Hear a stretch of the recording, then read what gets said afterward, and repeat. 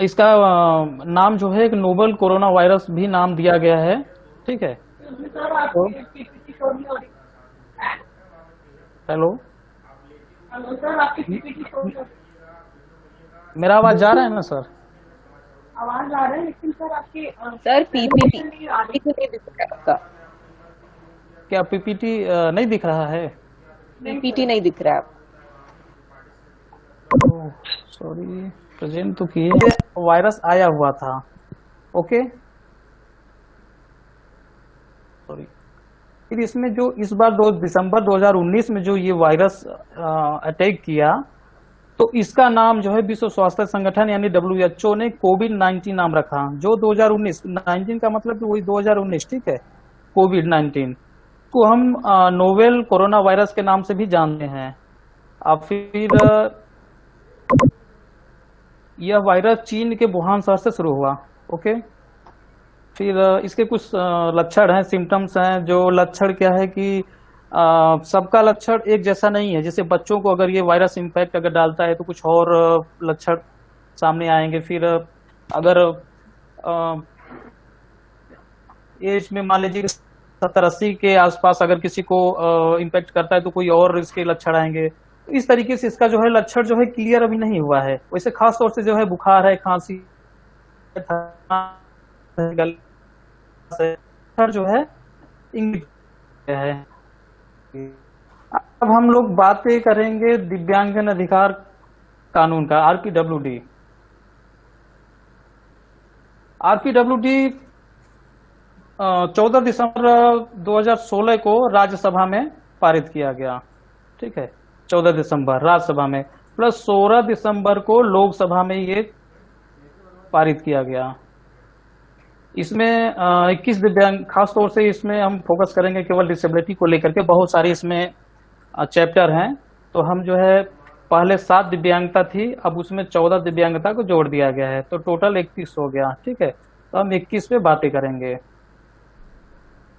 तो जो दिव्यांगता है इसको पहले कैटेगरी में बांटा गया है। डायरेक्टली हम नहीं बोल सकते। ठीक है, तो ये 5 कैटेगरी में बांटा गया है। तीसरा हो गया इंटेलेक्चुअल डिसेबिलिटी, चौथा हो गया डिसेबिलिटी कॉज 2 हो गया, फिर मल्टीपल डिसेबिलिटी हो गया। फिर एक और कैटेगरी है, एक और कैटेगरी है कि any other category as my government. ये कहता है कि जैसे अगर मान लीजिए कि अभी जो है 21 डिसेबिलिटी है, तो फ्यूचर में अगर कोई और डिसेबिलिटी अगर आता है, ऐड इंगित किया जाता है, या फिर अगर सामने अगर आता है तो इसको हम जोड़ सकते हैं। ये सेंट्रल गवर्नमेंट के हाथ में है कि इसको और डिसेबिलिटी जो भी फ्यूचर में होता है उसको जोड़ सकता है। तो इसीलिए जो है में इसको रखा गया है कि इसमें कोई अभी डिसेबिलिटी को जोड़ा नहीं गया है, जो फ्यूचर में होगा शायद इसमें जोड़ दिया जाएगा। तो अभी हम 5 की बातें करते हैं। ठीक है, आइए। जैसे फिजिकल डिसेबिलिटी में पहले नंबर पर है लोकोमोटर डिसेबिलिटी, फिर दूसरे पर है विजुअल इम्पेयरमेंट, तीसरे पे है इम्पेयरमेंट, चौथे पे स्पीच एंड लैंग्वेज डिसेबिलिटी। ये तो शारीरिक रूप से मतलब कि शरीर को अक्षम कर सकती हैं, जैसे देखने के अकॉर्डिंग, जैसे कि जो हमें सामने से जो दिख रहा है। लोकोमोटर डिसेबिलिटी में जैसे है लिप्रोसी कॉर्ड पर्सन हो गया, फिर उसके बाद सेरेबल पॉल्सी हो गया, फिर उसके बाद ड्वार्फिज्म हो गया, फिर उसके बाद मस्क्यूलर डिस्ट्रोफी हो गया, फिर उसके बाद जो है एसिड अटैक विक्टिम। जैसे लोकोमोटर डिसेबिलिटी में इतने प्रकार का डिसेबिलिटी आता है। विजुअल इम्पेयरमेंट में ब्लाइंडनेस हो गया, फिर लो विजन हो गया, 2 हो गया विजुअल में। हेयरिंग में हो गया, हेयरिंग में हेयरिंग हो गया, एक स्पीच एंड लैंग्वेज डिसेबिलिटी हो गया। अब दूसरे भाग में जाते हैं, इंटेलेक्चुअल डिसेबिलिटी। अब इसमें क्या है, स्पेसिफिक लर्निंग डिसेबिलिटी है, ऑटिज्म स्पेक्ट्रम डिसऑर्डर है। फिर मेंटल बिहेवियर में मेंटल इलनेस है। फिर डिसेबिलिटी अन्य कारणों से, अगर डिसेबिलिटी अगर होता है तो उसका जैसे ये तो जितने भी कारण थे इसके तो पहले तो मालूम था कि इसके कारण से ये हैं, लेकिन अन्य कारणों से अगर होता है तो इसमें उसको डाला गया, जैसे क्रोनिक न्यूरोलॉजिकल कंडीशन हो गया, ब्लड डिसऑर्डर हो गया। ठीक है, तो अब क्रोनिक न्यूरोलॉजिकल कंडीशन में मल्टीपल स्क्लेरोसिस हो गया, फिर उसके बाद जो है पार्किंग्स डिसीज हो गया, ब्लड डिसऑर्डर में हो गया आपका हेमोफेलिया हो गया, थैलेसीमिया हो गया एंड सिकल सेल डिसीज हो गया। अब ये लास्ट में है मल्टीपल डिसेबिलिटी, ये तो ऑलरेडी है। ये छठवें कैटेगरी में है कि कभी भी फ्यूचर में अगर और डिसेबिलिटी को जोड़ा जाएगा तो इसी के अकॉर्डिंग जो है इसी के अंडर में जोड़ा जाएगा, और जो उसके जो पार्ट्स हैं या भाग हैं उसमें नहीं जोड़ा जाएगा।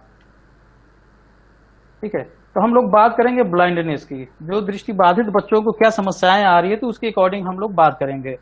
अब देखिए यहाँ पे स्लेलन चार्ट आप लोग देखे होंगे, तो ब्लाइंडनेस का जो डिफिनेशन है आरपीडब्ल्यूडी के अनुसार, ये जो है टोटल ब्लाइंड कहता है, या तो कहता है कि अगर कुछ नहीं दिख रहा है तो यानी वो ब्लाइंड है, या तो दिख रहा है तो 3/60 या फिर 10/20। तो इसका कहने का मतलब ये है कि जो 3/60 है ये मीटर है। ठीक है, मैं अभी अब बताता हूं पूरा, ये फिट है। ठीक है, तो कहने का मतलब ये कि इसको हम ऐसे नहीं चेक करेंगे, हम चेक करेंगे स्लेलन चार्ट से, क्योंकि ये चेक जो है कोई ऐसे नहीं कर सकता है, ये डॉक्टर चेक कर सकते हैं, या फिर जिसको स्लेलन चार्ट के बारे में अगर नॉलेज होगा वही चेक कर सकता है कि मतलब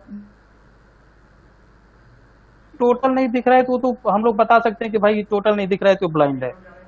तो आइए देखते हैं कि क्या है। तो ये स्लेलन चार्ट है। तो सबसे पहले हम जैसे किसी को चेक करेंगे तो बड़ी वस्तु को दे करके चेक करेंगे। ठीक है, कि सामने कोई बड़ा वस्तु है वो दिख रहा है कि नहीं। ठीक है, तो इसका जो साइज है 4.5 इंच है।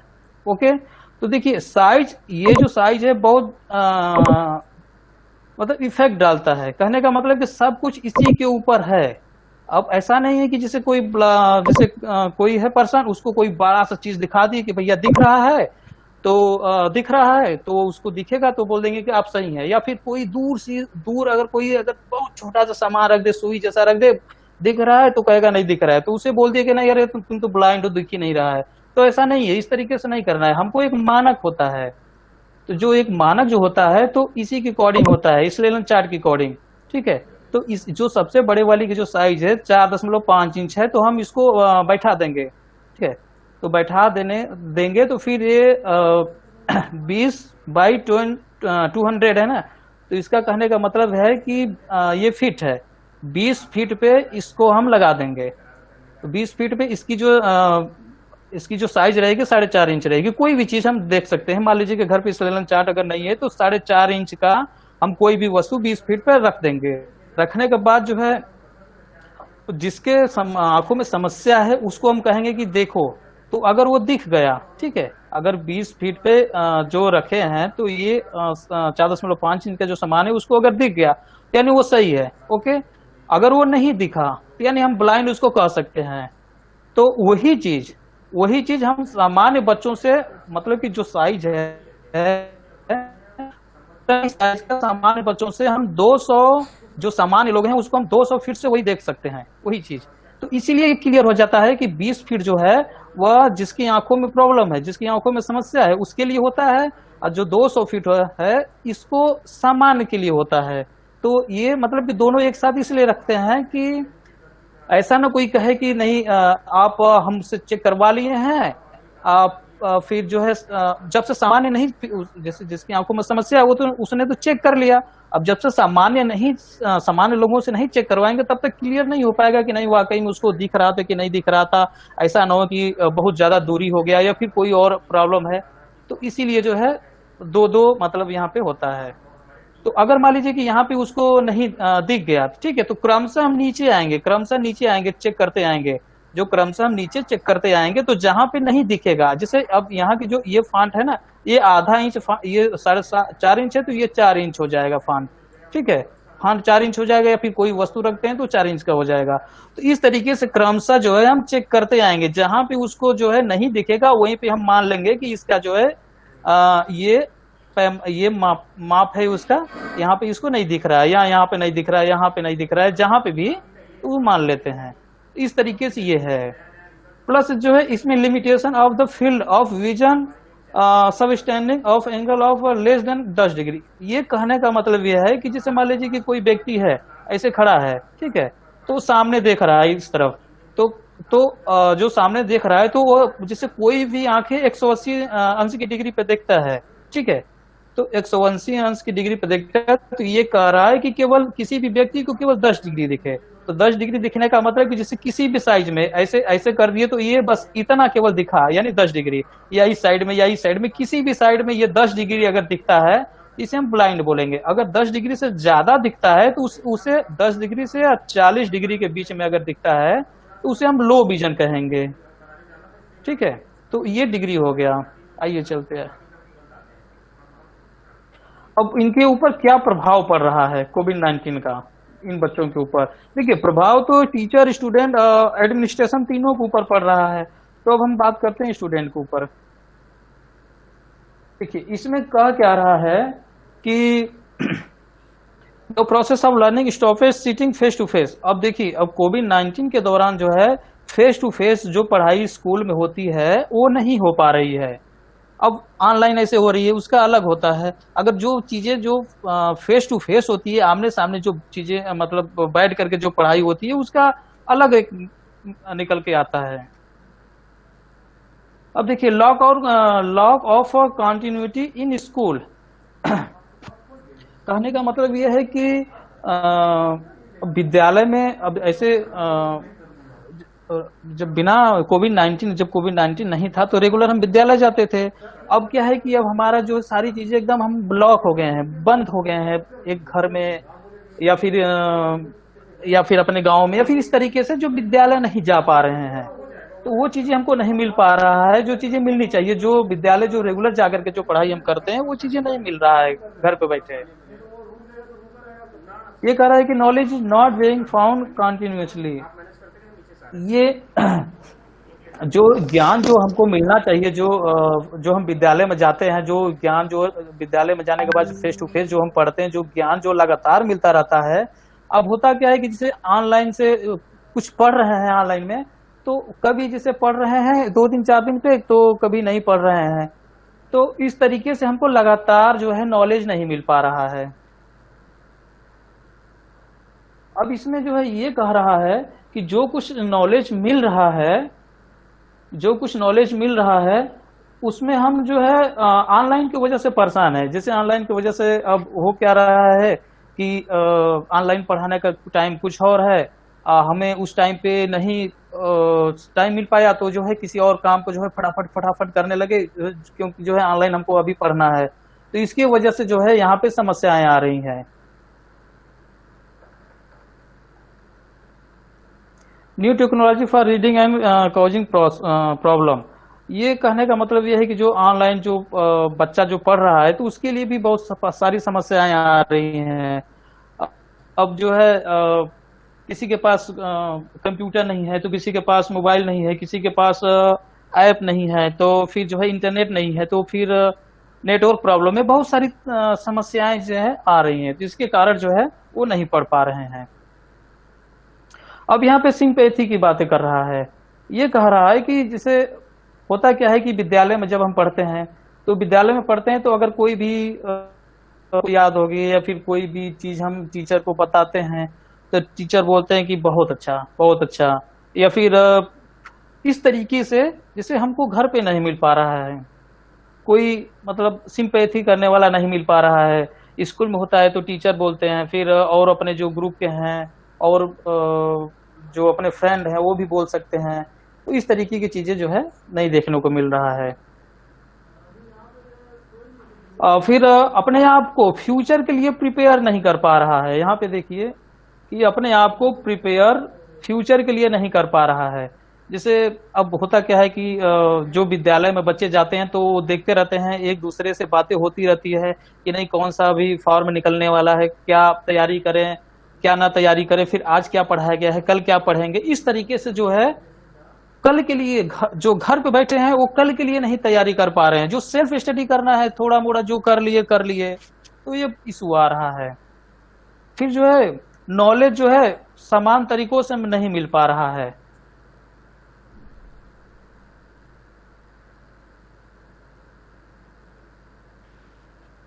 और फिर जो है इसके बाद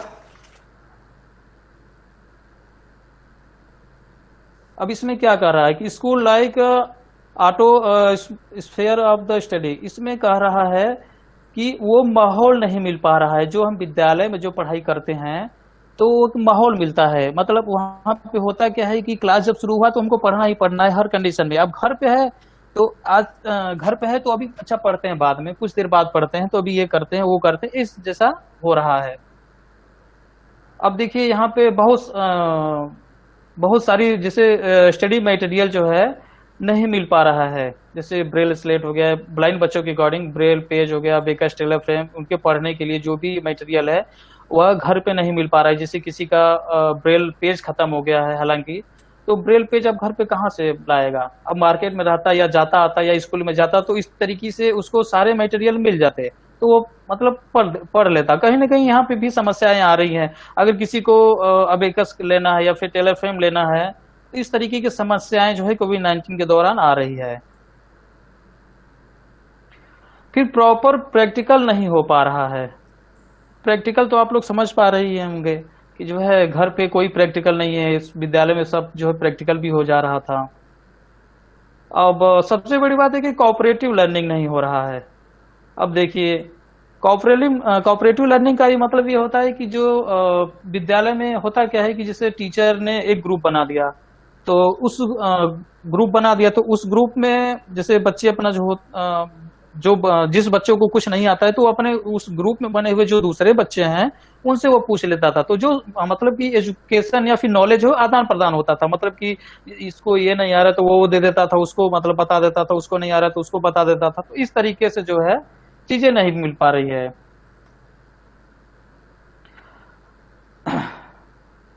अब देखिए अब इसके मोबिलिटी पे क्या प्रभाव पड़ रहा है।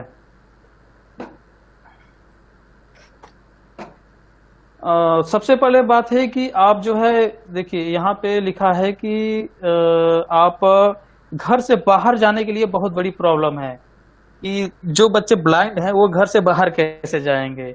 अगर जाएंगे भी तो फिर जो है किसी का हेल्प नहीं ले सकते। अगर जाते भी हैं बहुत समस्या के दौरान अगर, तो वो किसी से हेल्प नहीं ले सकते। क्यों नहीं ले सकते?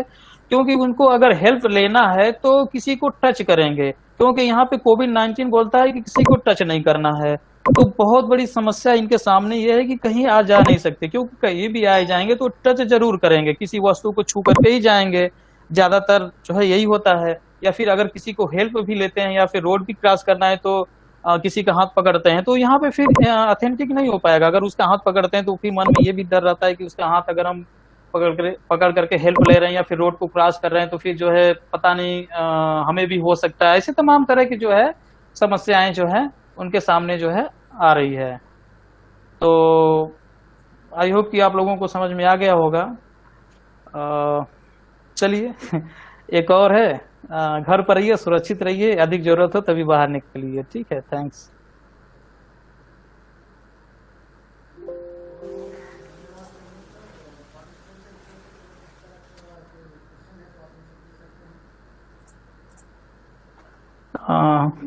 कोई क्वेश्चन हो तो फिर आप पूछ सकते हैं। सर क्या बताएं हैं कि 10 डिग्री पे देखने पे नॉर्मल है कि एब नॉर्मल है, क्या बताएं सर, एक बार फिर से बता दीजिए। हाँ, होता क्या है कि जैसे मान लीजिए कि हम कोई भी, जैसे मान लीजिए कि आप खड़े हो गए, ठीक है, सर। तो आप जब खड़े हो जाएंगे तो आप सीधे सामने देखेंगे ना, तो जो सामने जो दिखता है वो 180 डिग्री होता है। अब हम अपने पीछे तो देख नहीं सकते, टोटल 360 डिग्री होता है। तो हम आधे मतलब कि अपने सामने वाले सारे वस्तु को देख लेते हैं। आप मतलब कि राइट साइड से लेकर के लेफ्ट साइड तक अगर हम एक सर्किल बनाए तो टोटल 180 डिग्री होगा, ठीक है। तो सामान्य व्यक्ति टोटल 180 डिग्री देखता है।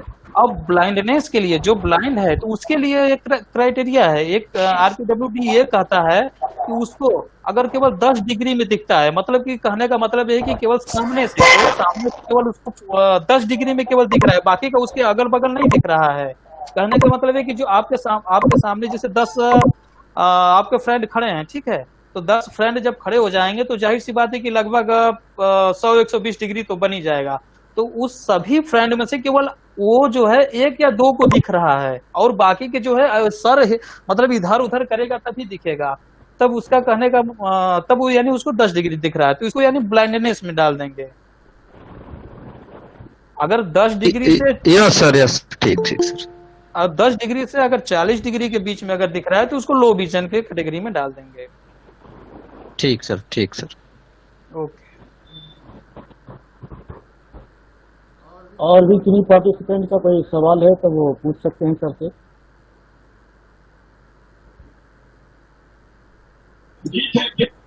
सर विजुअल एक्टिविटी 20/200 एक बार फिर से एक्सप्लेन कर दीजिए। देखिए 20/200 जो होता है तो 20 जो होता है तो जिसकी आंखों में समस्या है, ओके। 200 जो होता है जिसकी आंखों में समस्या न हो। तो कहने का मतलब यह है कि जिसकी आंखों में समस्या है वह केवल 20 फीट से देखेगा, ठीक है, 20 फीट से देखेगा। जिसकी आंखों में समस्या है तो वह 200 फीट से वह देखेगा। तो जो सिलेन चार्ट पे है, मैं यहाँ पे आप लोगों को बताया था, 1 मिनट मैं फिर से बता रहा हूँ। सॉरी सर, एक बार दोबारा से रिपीट करिए। 1 मिनट मैं बता रहा हूँ।